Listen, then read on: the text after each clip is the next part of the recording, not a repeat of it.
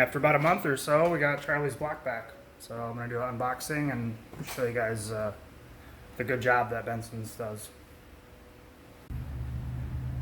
Shipping's always pretty easy. Just a 20 inch by 20 inch cubic box. Do a bunch of foam. Shipped a lot of blocks this way. I've never had a problem.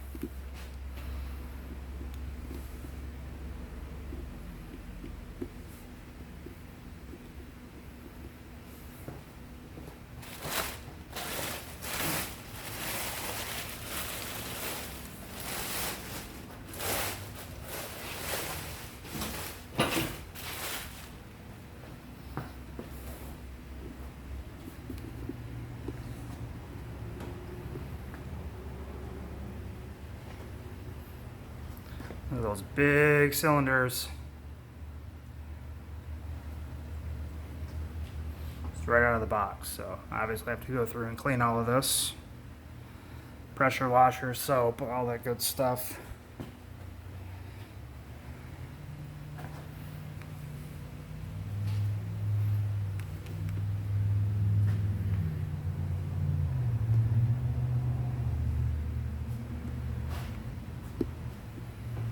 First things first, get it on the engine stand.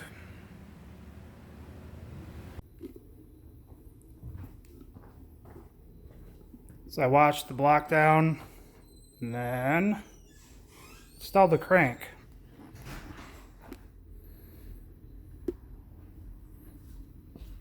And it spins over real nice.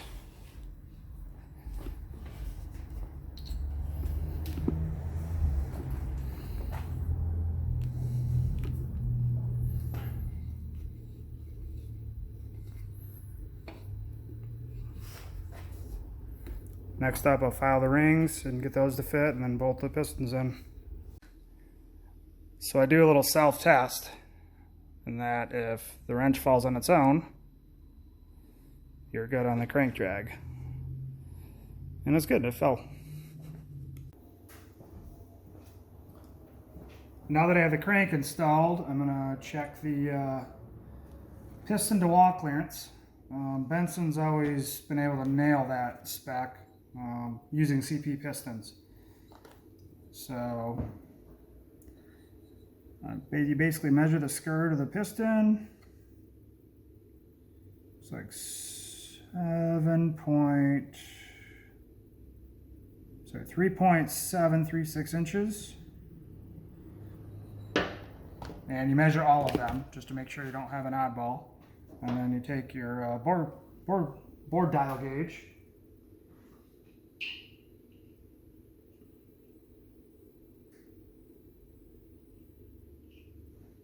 Measure that. Yeah, 3.740. So we have 4 thousandths piston to wall clearance, and that's exactly what I spec'd to Dan Benson to machine to, which is amazing because he did not have the pistons. He just went off of the size, and every time he's done that, the CP pistons fit. So from here, I'll fit the pistons onto the rods, and then we start filing rings. Once they're filed to proper gap, then the block's done. Install it all and we're done.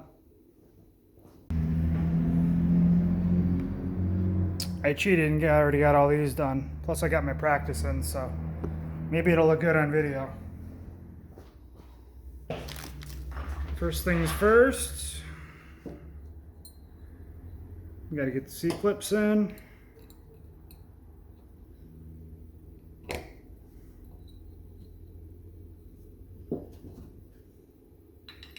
Which can be a process.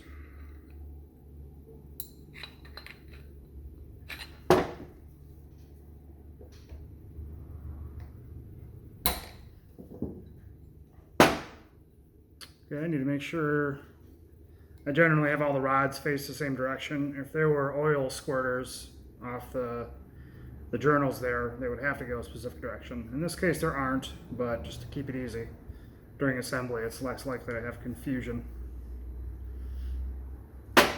So, need to make sure the piston's pointing the right way, get some lube where you need to.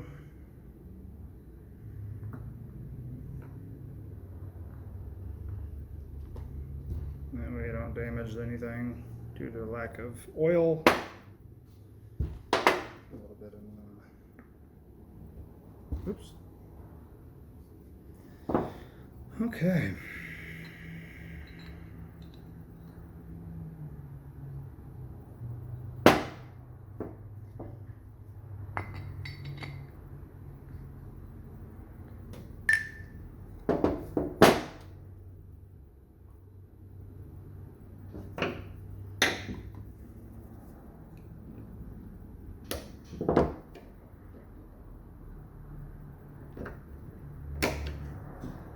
There you go. Just double check, make sure everything spins nice. There we go. Now the rods are connected to the pistons.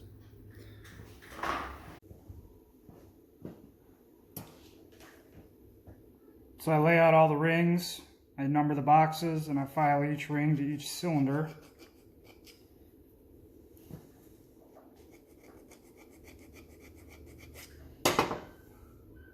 It's a pretty tedious process. One of these days I'll get a ring filer.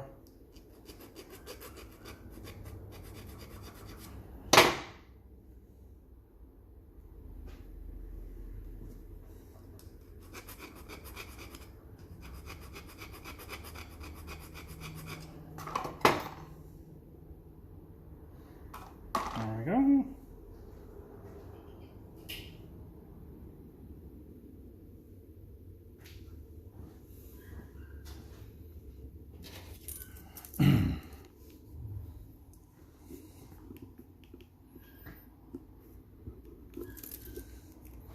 And then you check each one with a feeler gauge. Oh, perfect.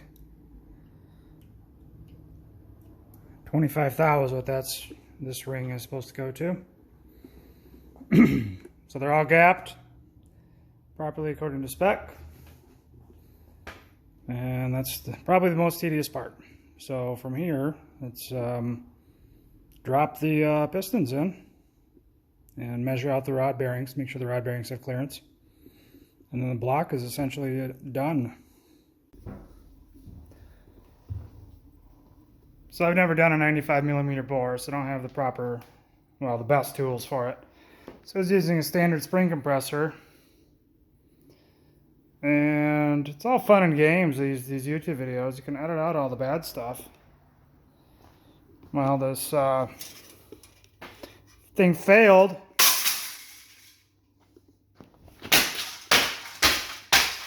There. So I guess I gotta go get a proper one. At least I can heal and it won't cost me any money, just some duct tape and super glue maybe. To be continued.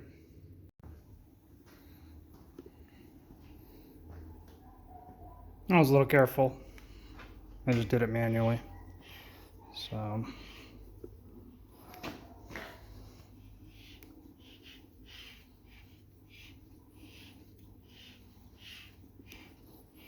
still spins over by hand. I probably won't do this for more than one cylinder, but tolerance is checked out. Got about 2 thou oil clearance on the rod. Good. Send it.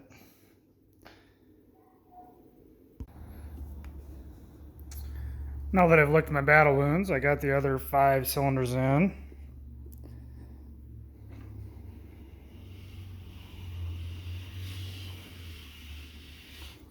Everything's spinning smoothly.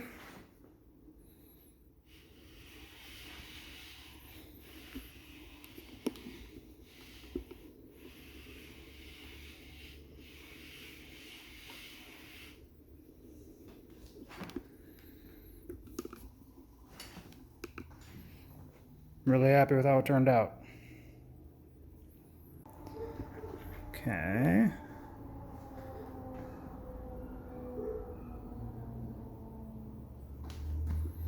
Just to show that I have all the rods and caps on in the right order. They all have a line through them. This is the opposite side, which there should be no lines on this side. Different set of numbers. We are good. No rod caps on backwards.